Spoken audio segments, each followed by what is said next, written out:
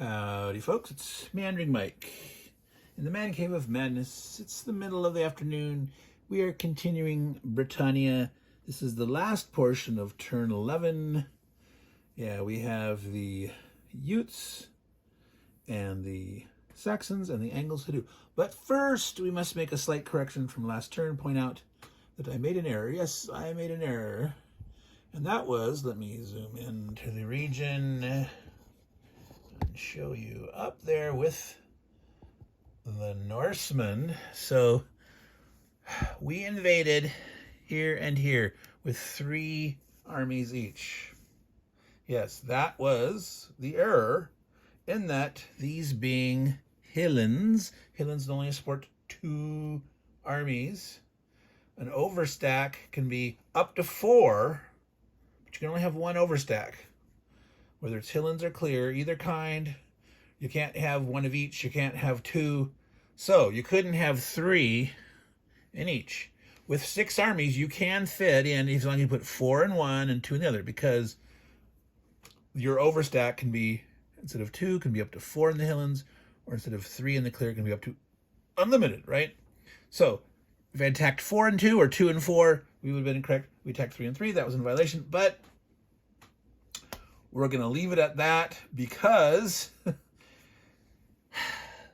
both of those guys retreated. They didn't get killed there. And when they came into here, they brought 4 armies in, leaving, 1 back. So it would have brought 1 in and 3 instead of 2 and 2. So in the end, it didn't really matter. But for the future, remember that. So anyway, let's get on with it. It is the Utes' turn. Oh, and I am using a new little camera holder here on this tripod. It seems a little more rickety. It's a little taller, and I think the weight of the phone, it might have a little more bounce to it, and this whole thing might tip over. So we will see how we fare here with this one. I might have to get rid of it and place it with the kind that I was using before, which I really need 2 of, because I've got another tripod that I wanted to use it on, so we'll have to see. All right, so we had just finished the Norsemen and the Danes. The Danes had gone back to sea. They had opened up Sussex here, so with it being the Utes' turn, the Utes have 1 plus a half, 1.5 pop growth. They have 1.5 stored up, so yes, they do get to grow their 1 remaining army. 4, 5, this will put them at max. 1, 3, 4, the 5th. And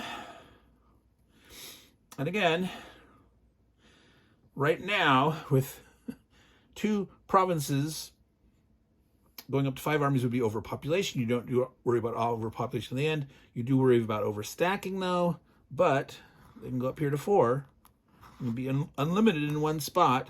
So we can put it here, and now we can spread out. So the question is, do we put 2 each in Sussex and Kent, or do we say, boy, Kent's worth more points, we'll just put 1 here, see if the Saxons let me have it. From this point forward, the Saxons are only scoring 1 point per territory in England. It doesn't matter which one's which, so they might not fight over it too much. Now, they might get pissed and say, hey, you took mine, and they might try to hit back at Kent, knowing that it's worth more to the Utes, but the Saxons might want to pay more attention to the Danes and the Angles. So I think we'll probably do this. Do the 3 and the 1. Leave this guy here. Call that good. So it is now the Saxons' turn. Now, one thing to know, remember, next turn, turn 12, is when we can start to be king. So the Saxons have to think about that. They can position themselves to make sure that they're king. And the big difference between king and Bretwalda was, well, Bretwalda is majority of all the votes, and you can have other nations vote for you. King is based on comparative size between nations, including nations of the same player color. So you have to have at least 4. Obviously, the Saxons have 4. Right now they have 1, 2, 3, 4, 5, 6, 7 territories. So as long as people had 3 or less in England, it's in England. Let me double check that. King. In England, yes, in England. So of the 20 areas in England, if you have at least 4 and you're twice as many or more as the nearest thing, the way the rule is worded, it says as compared to any other nation, but I don't like that wording because that you could say, oh, I want to compare against this. Of any of the nations, do I have at least twice as many? No, it's of all the other nations, not combined, but do you have at least twice as many as all those other nations? In other words, you have the most. Do you have at least twice as many or more as the next nearest opponent? That is the very precise way to write the rule. All right. So right now they've got it this turn. In England, 3. So the fact that the Brigantes pulled out of Cheshire, the Saxons don't even have to grow, potentially, to get themselves king. And the king is much better than Britwalda. Britwalda is worth 2 victory points. King is worth 4, and you get a free army. Yes, a free army. So the Saxons, I think, are going to be concentrating on not so much territories for the sake of points, as those are good, but we want to try to maintain kingship over as many of these turns coming as we can, because not only are we going to get more points, we're going to get freebie armies. So Saxons are going to grow now. 1, 2, 3, 4, 5, 6 and a half. Oh, nice. They have 1 saved up, 7.5. So they get 2 armies. They move up to 1.5 on there. They say, we like this. We like being strong. So the Danes are invading next turn. Major invasion with the leader.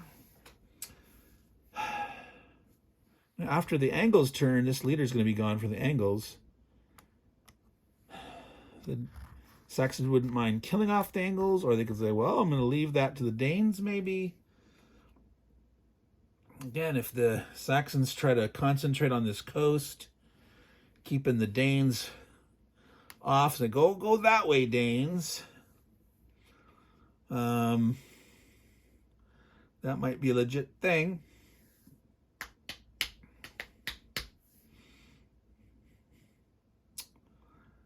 Oh,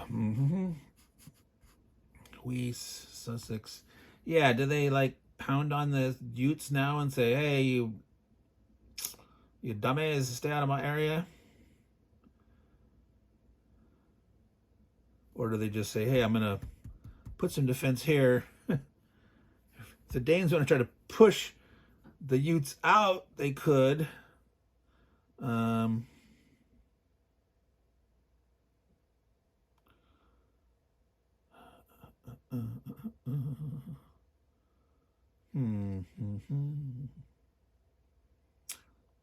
it does sort of protect them. They can come in here, but by trying to kill this, it helps take some pressure off the Irish, who sort of like went for the glory and blew it. Their blood is spread over the Welsh lowlands there on the coast.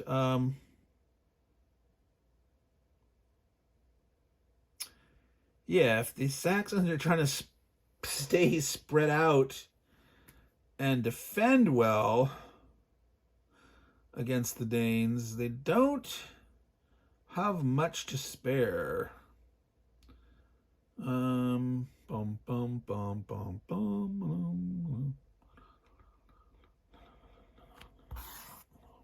Where are those Danes showing up?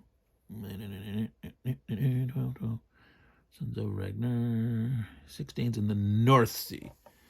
Okay, so they're not going to come down here. They're going to land up here. So there are armies here, so those could come down and hit Wessex.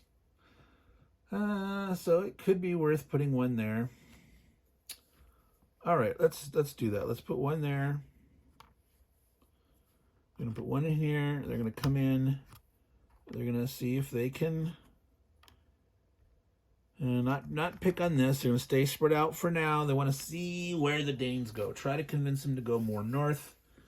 Keep this area strong. It's gonna be much tougher next turn for them to get kingship.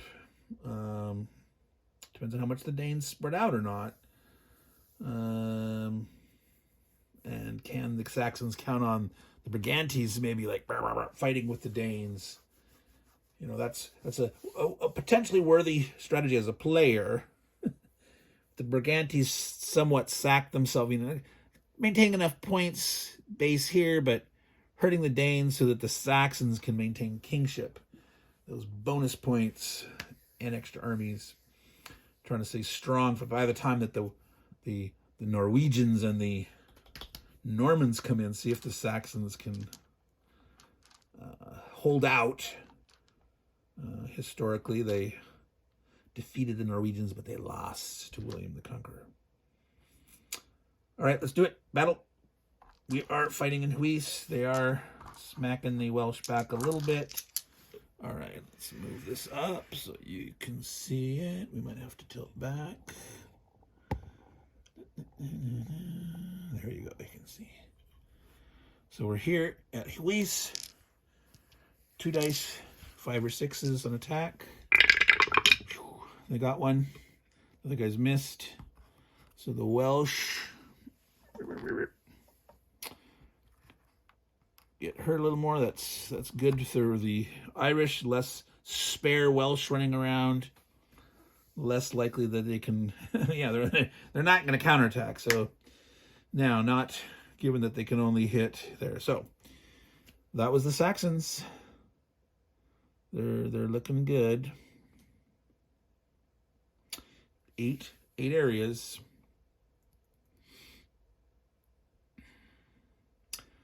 So, beginning of the Angles' turn. Their leader goes away. Put that over here. His next turn. Oh, my goodness. Huh. Oh, huh. Turn 11. I forgot. They were supposed to have Egbert. Well. They may have used him here to fight that. Or they might like, maybe you're going to put him over here to help defend against the Saxons. All right, let me see.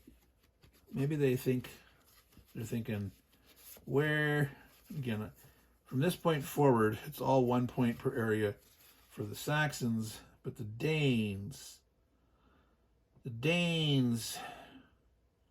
yeah, well, York's their biggie. Question is, do the Angles want to try to stop them there? Cheshire come here. Essex, Lindsey, in South and North Mercia. That's inland.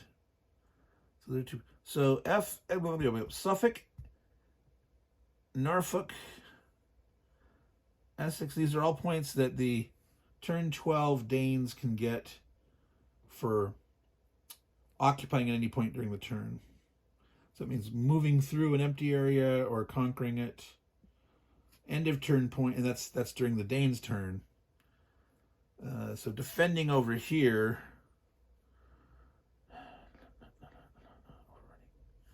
Yeah, so either one of these two, because potentially they could fight their way inland. South Mercia is on that list of 2-pointers. North Mercia is. So I think we will put Egbert probably in Essex. That's sort of been their capital, sort of. So put him here, and then move to. Yeah, sometimes I rearrange him just for the aesthetic of it. All right. So should have thought about that. They might have gone after those Angles. then instead. Or gonna hit the Utes now. Yeah, maybe they would have done that. Maybe that would have been smarter. But this is still also good strategy. Let them establish themselves as king, hold out, see if they can get that a couple turns in a row. So now we're at the angles. Remove the leader. They have 1.5 points. They are in danger of the overpopulation. They are oh,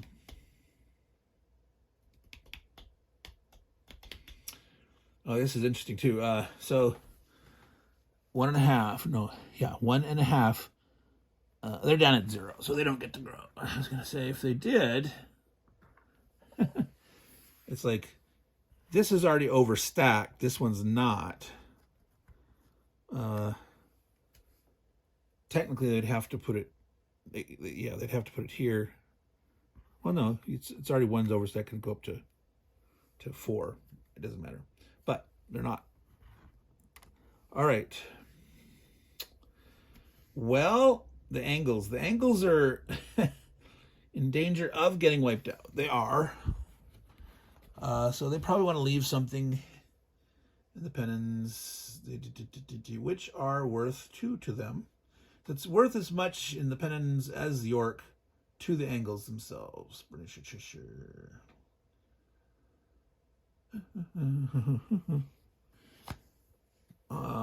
Yeah, the Danes will. Do they want to try to slow the Danes down at all? Or like, screw that.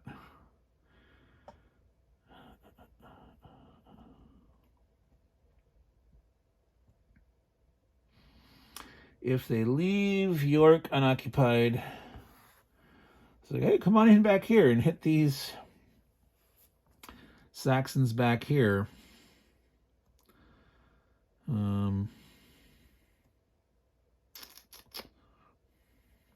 Cheshire was also worth a point to them. 2 points. Britannia, they just don't want to. They sort of want to stay as far away as they can. Hope the Danes will go that way, or this way, or this way. Leave me alone. Boy. They kind of need to want to keep 2 in there. That's kind of a... The question is, do they have 2 here or 2 here?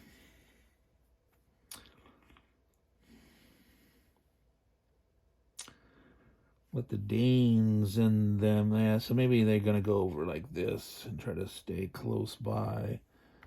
And for now, not go to York. Let them come in. Let them decide. You know, if they turn down this way, that's fine. Or if they can go this way.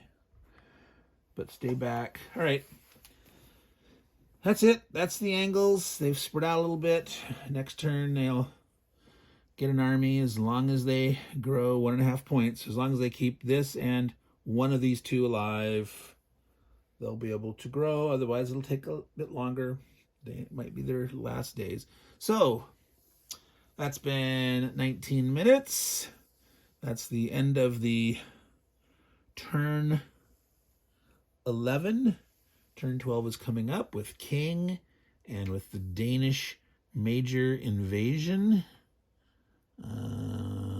We also have Dubliners showing up. And the Norsemen get more reinforcements as raiders. And the Dubliners are raiders. They start with 2 whole things. But 6 more Danes with the leader. Plus the 7 that they have left floating here. Again, not actually out at sea. They're back at home, whatever. But it's the abstraction that they're available. Again, this this multi-generate. Remember, each turn is 75 years. That's like 3 generations, or 25 years per generation, right? That's basically the rough approximate math. So that's it, folks. And we corrected the error there. Which had no impact, but it could have. But remember, yes, 3 and 3 in the Highlands is not right. 2 and 4 or 4 and 2. So, Meandering Mike, Man Cave of Madness. We're at the 20-minute mark. This was Britannia.